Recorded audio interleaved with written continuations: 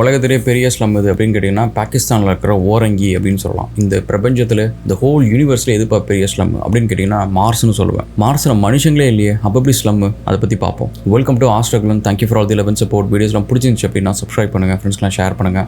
இந்த video sponsor by armored.com. இன்னும் நிறைய கூலான ப்ராடக்ட்ஸ்லாம் இருக்குது. மனுஷங்க வந்து ஃபஸ்ட்டு மார்ஸில் காலடி எடுத்து வைக்கிறப்ப வந்து ஆர்மரோட ப்ராடக்ட்ஸ் அவங்க கிட்டக்க இருக்கும். இதுக்காகவே ஸ்பெஷலாக வந்து ஒரு சில பேட்டன்ஸ்லாம் நான் ஒர்க் பண்ணுறேன். லாஸ்ட் 6 இயர்ஸாக வந்து ஆர்மரோட வந்து ஜஸ்ட்டு சும்மா இப்போ நீங்கள் பார்க்குற ப்ராடக்ட்ஸ் மட்டும் இல்லை, ரகட் குட்ஸு, ட்ராவல் ட்ரக்கிங் மட்டும் கிடையாது. இதை தாண்டி இதோட இம்ப்ளிமெண்டேஷன்ஸ் இன்னும் நிறையா வச்சுருக்கேன், பிளான் இருக்குது. ஆஸ் வி க்ரோ அது எல்லாத்தையும் உங்களுக்கு நான் ரிவீல் பண்ணுறேன். இந்த ஸ்லம் அப்படின்றத பற்றி பார்த்தோன்னு வச்சுக்கோங்களேன், பெரிய ஸ்லம் உலகத்தில் இது அப்படின்னு பார்த்தீங்கன்னா கராச்சியில் இருக்கிற ஓரங்கி. ரொம்ப வருஷமாக வந்து அதுதான் நம்பர் 1 பிளேஸில் இருக்குது.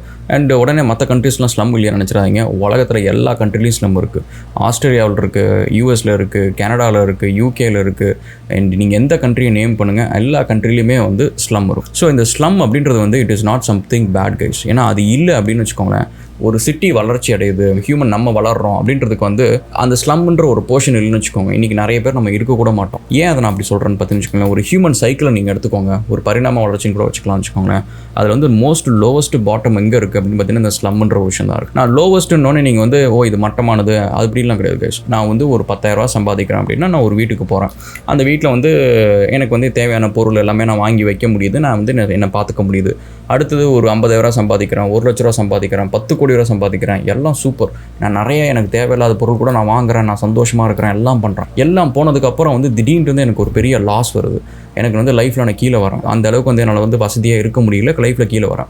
அடுத்தது இன்னும் கொஞ்சம் பிஸ்னஸில் பயங்கர லாஸ் வருது, அங்கேருந்து இன்னும் கொஞ்சம் கீழே வரேன். அதையும் தாண்டி என் உடம்புல வந்து அதுக்கப்புறம் பிரச்சனைகள் வருது, நான் என்னோட சப்போர்ட்டே பண்ண முடியல. இப்போ கடைசியாக எல்லாம் போனதுக்கப்புறமும் எனக்கான தேவையில் ஒரு மினிமம் தேவைன்ற ஒரு விஷயம் இருக்குது பார்த்தீங்களா, அது என்னை விட்டு போகவே போகாது. எனக்கு வந்து ஒரு மனுஷனா எனக்கு வந்து சாப்பாடு எப்போவுமே தேவை, உயிரோடு இருக்கிற வரைக்கும். ஒரு வீடு எங்கேயோ ஒரு இடத்துல வந்து அன்றதுக்கு எனக்கு ஒரு வீடு தேவை, குடிக்கிறதுக்கு ஒரு நல்ல தண்ணி தேவை, துணி போட்டுக்கிறதுக்கு ஒரு துணி தேவை, பேசுகிறதுக்கு ஒரு 4 மனுஷங்க தேவை. இந்த ஒரு விஷயம் கூட வந்து என்னால் சொந்தமாக அஃபோர்ட் பண்ண முடியாது, என் கையில் இது கூட காசு இல்லை அப்படின்ற சுச்சுவேஷனில் கவர்மெண்ட் வந்து வா உனக்கு இவ்வளோ நாள் நீ எவ்வளோ டேக்ஸ் கட்டின, வா நான் உனக்கு கொஞ்சம் காசு தரேன், நீ போய் கொஞ்சம் நிம்மதியாக இரு அப்படின்னு சொல்ல போகிறது கிடையாது. கவர்மெண்ட் என்ன பண்ணும், இந்த வீட்டிலேருந்து என்னை தூக்கி வெளில போட்டுட்டு வீட்டுக்கு நீ இஎம்ஐ கட்டல, பேங்க் வந்து உன் வீடு எடுத்துக்கிச்சு, நீ வெளியில் கிளம்பு தம்பி அப்படின்னு சொல்லிட்டு நான் தூக்கி அசால்ட்டு தூக்கி வெளில போட்டு போய்டும். எத்தனை வருஷம் நான் லோன் கட்டினதுக்கு பேங்க்கும் உனக்கு கவலைப்பட போகிறதில்ல, டேக்ஸ் கட்டினேன் அப்படின்னு சொல்லிட்டு கவர்மெண்ட்டும் வந்து என்னை பற்றி அக்கறைப்பட போகிறது கிடையாது. ஸோ இப்போ என்னை தூக்கி வெளியில் போட்டதுக்கப்புறம் என்னையவே என்னை காப்பாற்றிக்க முடியாத சுச்சுவேஷனில் நான் எங்கே போவேன் அப்படின்னு பார்த்தீங்கன்னா வச்சுக்கோங்க, ஸ்லம்முக்கு தான் போகும். எனக்கு கடைசியாக வந்து ஒரு மனுஷன் தன்னை காப்பாற்றிக்க முடியல, எனக்கு வந்து ஏதாவது ஒன்று பண்ணுங்க அப்படின்னு சொல்லிட்டு கடைசியாக போய் நிற்கிற இடம் வந்து ஸ்லம் அப்படின்றத நம்ம சொல்லலாம். இது வந்து செப்பரேட்டாக நம்ம ஒரு வீடியோவில் கூட பார்க்கலாம். இன்றைக்கி வந்து உலகத்தில் பெரிய பெரிய பணக்காரங்க உருவானது வந்து அந்த ஸ்லம்மில் அவங்க பார்த்த ஒரு யதார்த்தமான ரியல் லைஃப்பை பார்த்தது தான். ஒரு சிந்தட்டிக்கான ஒரு லைஃப்பில் வளர்ந்தவங்க வந்து லைஃப்பில் பெருசாக அச்சீவ் பண்ணுறது வந்து it is not that easy. ஆனால் ஒரு ரியல் லைஃப்பை வந்து ரொம்ப க்ளோஸாக பார்த்தவங்களுக்கு வந்து அந்த ப்ராப்ளம் புரியும், அந்த ப்ராப்ளத்துக்கான சொல்யூஷன் கண்டுபிடிக்கிறது ரொம்ப easy. Will talk about it. So இப்போ எதுக்கு இதை நான் சொல்கிறேன் அப்படின்னு பார்த்தீங்கன்னா, மார்ஸ் வந்து ஃபியூச்சர் ஹியூமன் சிவிலைசேஷனோட பிக்கஸ்ட் ஸ்லம்மாக மாறப்போகுது அப்படின்றது தான் என்னோட ப்ரெடிக்ஷன். ஸோ இதில் வந்து நீங்கள் உங்களோட கமெண்ட்ஸை நீங்கள் வந்து சொல்லுங்கள். இது இல்லை ராகுல் நீ சொல்கிற தப்புன்னு கூட நீங்கள் கமெண்ட்ஸில் சொல்லுங்கள். Let it be and very intelligent argument. So இது எப்படி நான் சொல்கிறேன் அப்படின்னு பார்த்தீங்கன்னா, இன்றைக்கி வந்து நிறைய பேர் வந்து மார்ஸ் அப்படின்ற ஒரு விஷயத்தை பார்க்குறப்ப வந்து முக்கால்வாசி நேரம் வந்து நம்ம ஒரு ISROலேருந்து ஒரு அப்டேட் வரும், நாசாலேருந்து ஒரு அப்டேட் வரும், யூரோப்பியன் ஸ்பேஸ் ஏஜென்சிலேருந்து ஒரு அப்டேட் வரும். ஸோ இது எல்லாமே நீங்கள் பார்த்தீங்கன்னா ஒரு கண்ட்ரியோட ரொம்ப ப்ரெஸ்டீஜியஸான ஒரு கவர்மெண்ட் ஏஜென்சி எது அப்படின்னு பார்த்தீங்கன்னா இந்த ஸ்பேஸ் எக்ஸ்ப்ளோரேஷன் ஏஜென்சி தான். யூஎஸில் வந்து எத்தனையோ கவர்மெண்ட் டிபார்ட்மெண்ட், FBI இருக்கும், CIA இருக்கும், அந்த ஊர் கவர்மெண்ட் ஹாஸ்பிட்டலுக்குலாம் ஒரு மெடிக்கல் ஃபெசிலிட்டி இருக்கும், எல்லாமே கவர்மெண்ட் பாடிஸ் தான். இதுக்கு எல்லாத்துக்கும் ஒரு ப்ரெஸ்டீஜ்லாம் கிடையாது, எல்லாரும் அது ஒரு வேலையை செய்யுது அவ்வளோதான். ஸோ போலீஸ் டிபார்ட்மெண்ட் அது வேலையை செய்யுது, FBI அது வேலையை செய்யுது, CIA வேலை செய்யுது, இதுக்குன்னு ஒரு ப்ரெஸ்டீஜ் அப்படின்ற ஒரு விஷயம் கிடையாது. ஆனால் நாசா அப்படின்றத பற்றி வச்சுக்கோங்களேன், அந்த ஊர் கண்ட்ரி மட்டும் இல்லை மற்ற கண்ட்ரியில் இருக்கவங்க நாசான்ற ஒரு இதை வந்து டிஷர்ட்டில் போட்டுட்டு இருப்பாங்க. இந்தியாவை பொறுத்த வரைக்கும் நம்மளோட ப்ரெஸ்டீஜாக ஒரு விஷயமா வந்து இந்தியாவை பற்றி சொல்லுங்க அப்படின்னு சொன்னால் ISRO இல்லாமல் இருக்காது. அதே மாதிரி தான் ஒவ்வொரு கண்ட்ரி. ஏன் வந்து இது ஒரு ப்ரெஸ்டீஜான ஒரு விஷயம் அப்படின்னு பார்த்தீங்கன்னு வச்சுக்கோங்களேன், ஒரு ஹியூமன் எவல்யூஷனில் நம்ம ஹியூமன் இல்லை எந்த ஒரு இன்டெலிஜென்ஸ் ஸ்பீசிஸுமே அதோட எவல்யூஷனில் வந்து 2 விஷயம் வந்து அதுக்கு இம்பார்ட்டண்ட்.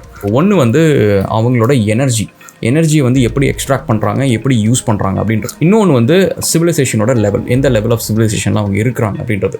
இப்போ நீங்கள் பார்த்தீங்கன்னா ஒரு லெவல் 1 சிவிலைசேஷன் நீங்கள் எடுத்துக்கிட்டீங்கன்னு வச்சுக்கோங்களேன், அவங்களோட கோல் என்னவாக இருக்கும் அப்படின்னு பார்த்தீங்கன்னா, ஒரு பூமி மாதிரி ஒரு சின்ன பிளானட், அந்த பிளானட்டுக்குள்ளார வந்து மல்டிபிள் எனர்ஜி சோர்ஸ்லேருந்து எனர்ஜி அவங்க எக்ஸ்ட்ராக்ட் பண்ணிக்கிட்டே இருப்பாங்க. அண்ட் ஆல்சோ வந்து நம்மளுக்கு எதுக்கு போல எனர்ஜி அப்படின்னு நீங்கள் பார்த்தீங்கன்னு வச்சுக்கோங்களேன், எனர்ஜி வந்து எந்த அளவுக்கு நம்ம எக்ஸ்ட்ராக்ட் பண்ண போயிட்டே இருக்கிறோமோ அப்போ தான் வந்து நம்ம ஹியூமன் எவல்யூஷன் வந்து அதிகமாகிட்டே இருக்குது. நீங்கள் கவனிச்சிங்கன்னா நம்ம 2 லட்சம் வருஷமாக வந்து ஹோமோசாப்பியன்ஸாக இருக்கிறோம், இதே மனுஷ உருவத்தில் நம்ம இருக்கிறோம். ஆனால் நம்ம வந்து விவசாயத்தை கண்டுபிடிக்கிறதுக்கே கிட்டத்தட்ட 1 லட்சம் வருஷம் ஆகிடுச்சு. அங்கேருந்து நம்ம வந்து நெருப்பு சக்கரம்லாம் கண்டுபிடிச்சி நம்ம ப்ராக்ரஸ் ஆகி அடுத்த லெவலுக்கு வரதுக்கு கிட்டத்தட்ட இன்னொரு 1 லட்சம் வருஷம் ஆகிடுச்சு. ஆனால் அதுக்கப்புறம் ஒரு 2000 வருஷத்தில் நீங்கள் பார்த்தீங்கன்னா ஏரோப்ளேன் கண்டுபிடிச்சிட்டோம். பேசிக் ஃபிசிக்ஸ் எல்லாத்தையுமே நம்ம வந்து அக்கு வேற ஆணி வேற புரிஞ்சுக்கிட்டோம். ஒரு ஸ்கூல் லெவல் எலிமெண்ட்ரி லெவலில் போயிட்டு ஒரு ஃபிசிக்ஸ் சொல்லிக் கொடுக்குற அளவுக்கு நம்மளோட நாலேஜ் வளர்ந்துருச்சு, கெமிஸ்ட்ரியோட நாலேஜ் வளர்ந்துருச்சு. இதெல்லாம் வளர்ந்ததுக்கப்புறம் இந்த பேசிக் சயின்ஸை பற்றி நம்ம எல்லாத்தையும் அண்டர்ஸ்டாண்ட் பண்ணிக்கிட்டதுக்கப்புறம் இப்போ சயின்டிஃபிக் ப்ராப்ளம்ஸ் எல்லாத்தையும் எடுத்து நம்ம இன்ஜினியரிங் ப்ராப்ளமாக வந்து கன்வெர்ட் பண்ண ஆரம்பிக்கிறோம். ரொம்ப ஈஸியாக வந்து நம்ம லைஃப்பில் முன்னேற ஆரம்பிக்கிறோம். ஒரு 200 இயர்ஸ்க்கு முன்னாடி நம்ம வந்து ஃப்ளைட்டை கண்டுபிடிக்கிறோம். அதுதான் வந்து ஹியூமன் எவல்யூஷனோட ஃபர்ஸ்ட் பீக்குன்னு சொல்லலாம். அதுக்கப்புறம் நம்ம வந்து என்ன பண்ண ஆரம்பிக்கிறோம், எனர்ஜி யூட்டிலைசேஷன் நம்ம அதிகமாக பண்ண ஆரம்பிக்கிறோம். எலக்ட்ரிசிட்டி, லைட் பல்பு அப்படின்னு சொல்லிட்டு நம்மளோட கம்ப்யூட்டரைசேஷன், அதாவது நம்ம இன்ஃபர்மேஷன் டெக்னாலஜி, இன்ஃபர்மேஷனும் எனர்ஜியும் வந்து கம்பைன் பண்ணி நம்ம கம்ப்யூட்டர் அப்படின்ற ஒரு விஷயத்தை கண்டுபிடிச்சதுக்கு அப்புறத்துலேருந்து நீங்கள் நம்மளோட ப்ராக்ரஸ் பாருங்களேன். அதாவது 2 லட்சம் வருஷம் நம்மளோட ப்ராக்ரஸ் வந்து இஸ் ஈக்குவல் டு லைக் இந்த லாஸ்ட் 2000 இயர்ஸ் அப்படின்னு சொல்லலாம். அது எவ்வளோ பெரிய அது நம்பர்ஸ், அது கம்பேர் பண்ணி பாருங்கள்.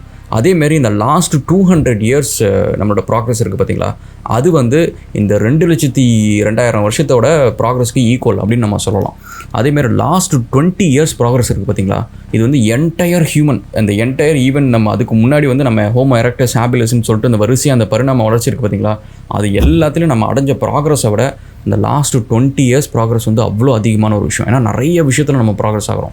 மெடிக்கல் சயின்ஸில் ஒரு பக்கம் ப்ராக்ரஸ் ஆகிறோம், ஃபிசிக்ஸ், கெமிஸ்ட்ரி, குவாண்டம் ஃபிசிக்ஸ், அதுக்கப்புறம் இன்ஜினியரிங்கு, பயோமெடிக்கலாக இருக்கட்டும், அண்ட் ஜெனட்டிக்ஸாக இருக்கட்டும், ஸ்பேஸ் எக்ஸ்ப்ளோரேஷனாக இருக்கட்டும், எனர்ஜியாக இருக்கட்டும், இது மாதிரி எல்லா விஷயத்துலையுமே வந்து நம்ம பல மடங்கு செம்ம ஃபாஸ்ட்டாக வளர ஆரம்பிக்கிறோம். இந்த இடத்துல இந்தமாரி ஒவ்வொருத்தரையும் நம்ம பெருசாக வளர்றப்ப பின்னாடி என்ன இருக்குன்னு போய் பார்த்தீங்கன்னா அந்த கிராஃபில் எனர்ஜி யூட்டிலைசேஷன் வந்து திடீர்னு ஒரு பீக், திரும்ப ஒரு பீக் அப்படின்ற ஒரு விஷயம் தான் அது. ஸோ அப்படி பார்க்குறப்ப லெவல் 1 சிவிலைசேஷன் என்ன பண்ணும் அப்படின்னு பார்த்தீங்கன்னா, எதில் வந்து ரொம்ப எக்ஸ்பர்ட்டாக ஆக ஆரம்பிப்பாங்கன்னா, எல்லா விதத்தில் இருந்தும் எனர்ஜி எக்ஸ்ட்ராக்ட் பண்ணிக்கிட்டே இருக்கணும், ஒரு க்ளீன் எனர்ஜி சோர்ஸ் கண்டுபிடிக்கணும், ஒரு பியூர் ஃபார்ம் ஆஃப் எனர்ஜி கண்டுபிடிக்கணும், பர்பச்சுவல் எனர்ஜி கண்டுபிடிக்கணும் அப்படின்ற ஒரு விஷயத்தை நோக்கி எல்லா சிவிலைசேஷனும், எந்த இன்டெலிஜென்ஸ் ஸ்பீசிஸும் அதை நோக்கி ஓட ஆரம்பிக்கும். ஸோ அப்படி ஓடுறப்ப தான் வந்து நம்ம இந்த பூமியில இருந்து எல்லா விதத்திலும் எனர்ஜி எடுக்க ஆரம்பிக்கிறோம். ஃபஸ்ட்டு வெறுமனையாக மரத்தை எரிச்சோம், அதுக்கப்புறம் வந்து கோல், லிக்னைட்டு அதெல்லாம் எரிக்க ஆரம்பித்தோம். அதுக்கப்புறம் வேல், திமிங்கலத்திலேருந்து அதுலேருந்து எண்ணெயை எடுத்துகிட்டு வந்து அதை எரிக்க ஆரம்பித்தோம். அதுக்கப்புறம் மண்ணுக்கடியிலேருந்து க்ரூட் ஆயில் இருக்க ஆரம்பித்தோம். அதுலேருந்து பெட்ரோல், டீசல், அந்தமாரி அந்த விஷயம், ஏவியேஷன் ஃபியூல்லேருந்து எல்லாமே அங்கேருந்து வந்தது தான்.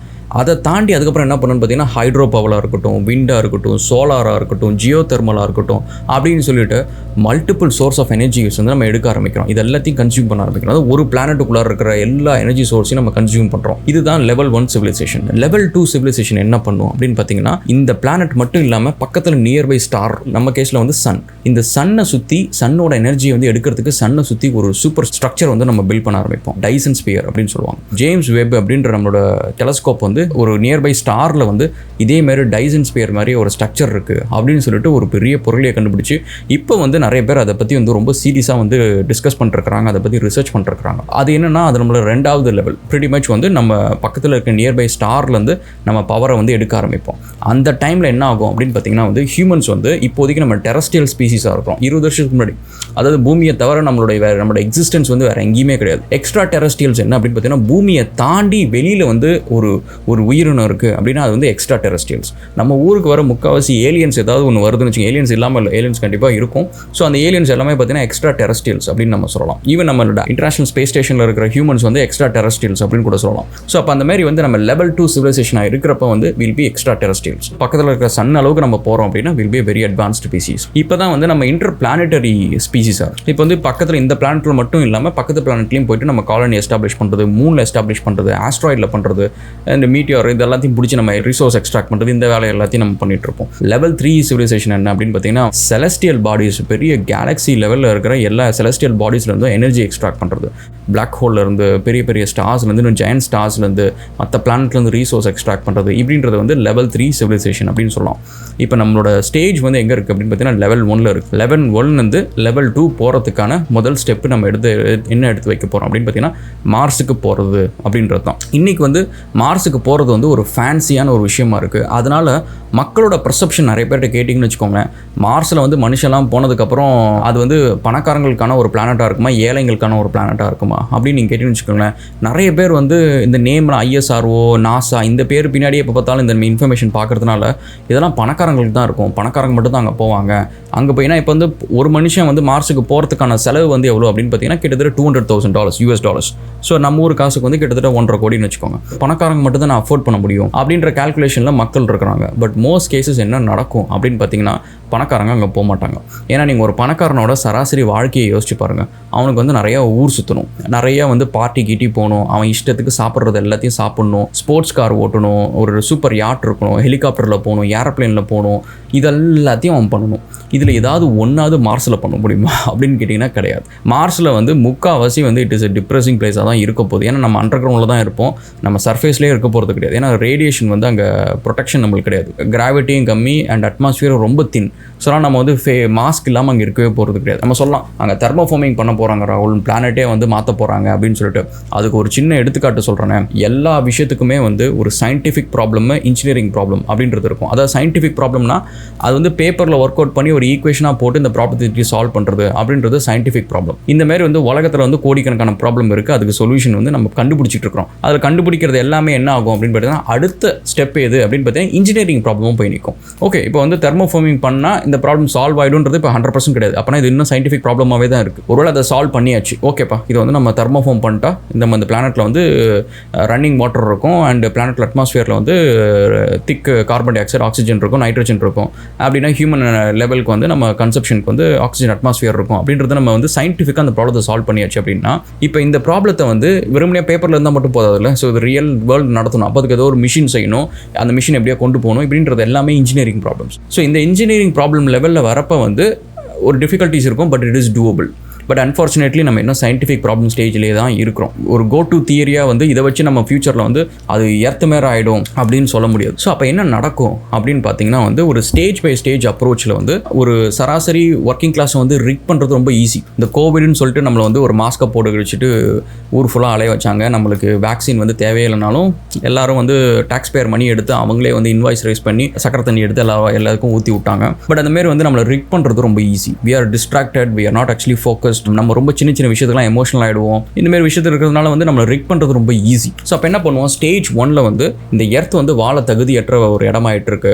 ஆக்சுவலி வந்து இதில் நீங்கள் பார்த்தீங்கன்னா ஓசோன் லேயரில் ஓட்டை விழுந்துச்சுன்னாங்க, இப்போ வந்து ஓட்டை க்ளோஸ் ஆகிடுச்சுன்றாங்க. அண்ட் வாட்டர் லெவல் ரைஸ் ஆகிடுச்சுன்னாங்க. நான் வந்து 20 வருஷத்துக்கு முன்னாடி கேட்டுட்ருக்கேன். இப்போ வந்து மெரினா பீச் போனால் அதே லெவலில் தான் வாட்டர் இருக்குது. பட் ப்ராப்ளம் என்னென்னா நம்மளோட சயின்டிஃபிக் ப்ராப்ளத்தை வந்து நம்ம ஒழுங்காக தியரிஸ் கூட ஒழுங்காக பண்ண மாட்டேங்கிறோம் அப்படின்றது தான். உங்கள் கால்குலேஷன் படி வந்து வாட்டர் வந்து 5 மீட்டர் ஏறி இருக்கணும், 10 மீட்டர் ஏறி இருக்கணும் அப்படின்னா இப்போ நான் சென்னை போனால் அந்த பீச் வந்து கொஞ்சம் நல்ல உள்ளார வந்துருக்கணும் முன்னாடி இருந்து கம்பேர் பண்ண வரைக்கும். இன்னும் அண்ணா சமாதி எல்லாம் தண்ணிக்குள்ளார போகலைல்ல. அண்ணா சமாதி, இவங்க சமாதி எல்லாம் அங்கேயே தான் இருக்குது.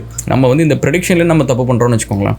ஃபஸ்ட்டு ஸ்டேஜ் என்ன பண்ணுவாங்கன்னா எர்த்தை வந்து ஒரு நரேஷன் இருக்கும். இந்த நரேஷன் படி வந்து எர்த்து வாழ தகுதி கிடையாது, எர்த்தில் இருக்கவே முடியாது, நிம்மதியாக இருக்காது அப்படின்ற ஒரு விஷயம். அண்ட் செகண்ட் வந்து மார்ஸ் வந்து ரொம்ப அட்ராக்டிவான ஒரு ஆஃபராக இருக்கும். மார்ஸுக்கான போகிறதுக்கு காசு வேணுமே ராகுல் அப்படின்னு கேட்டிங்கன்னா $200,000 இன்னைக்கு வந்து ஸ்பேஸ் எக்ஸ்ப்ளோரேஷன் வந்து இன்னும் ஒரு சராசரி மனுஷங்க ரீச்சபிளாக இல்லை. ஒரு சாதாரண பிஸ்னஸ் அங்கே பண்ணுற அளவுக்கு அங்கே ஒரு எக்கனாமியே இல்லை. அது எக்கனாமி என்னைக்கு ஓப்பன் ஆகுதோ அன்னைக்கு வந்து நீங்கள் பார்த்தீங்கன்னா உலகத்தில் நிறைய குட்டி குட்டி கம்பெனிஸ் அதில் ஒரு பிஸ்னஸ் பண்ண முடியும். டெப்ரி ரிமூவலாக இருக்கட்டும், இல்லை வந்து ஏதோ ரோபோட்டிக்ஸ் பேஸ்டு ப்ராஜெக்டாக இருக்கட்டும், இல்லை குட்ஸ் டெலிவரியாக இருக்கட்டும், இல்லை வந்து அதுக்கு ரிலேட்டடான எக்யூப்மெண்ட்ஸ் இதெல்லாம் வந்து மேனுஃபேக்சர் பண்ணுறதா இருக்கட்டும் அப்படின்னு சொல்லிட்டு என்னைக்கு வந்து அதில் வர்த்தகம் பெருகுதோ அந்த இடத்துல வந்து அந்த டைமில் வந்து இந்த டிரான்ஸ்போர்ட்டேஷன் எல்லாமே காஸ்ட் எல்லாம் கம்மியாகிடும் ஃபஸ்ட்டு. அதனால் அது ஒரு பெரிய ஒரி கிடையாது. அப்படியே இருந்தாலுமே இன்றைக்கி வந்து எத்தனையோ கம்பெனி வந்து நீ வேலைக்கு வா, உனக்கு நான் டிக்கெட் போட்டு தரேன், தங்கறதுக்கு ஒரு இடம் தரேன், நீ துபாய்க்கு வா வேலை செய்ய அப்படின்னு சொல்லிட்டு எத்தனையோ கம்பெனி சொல்கிறாங்க.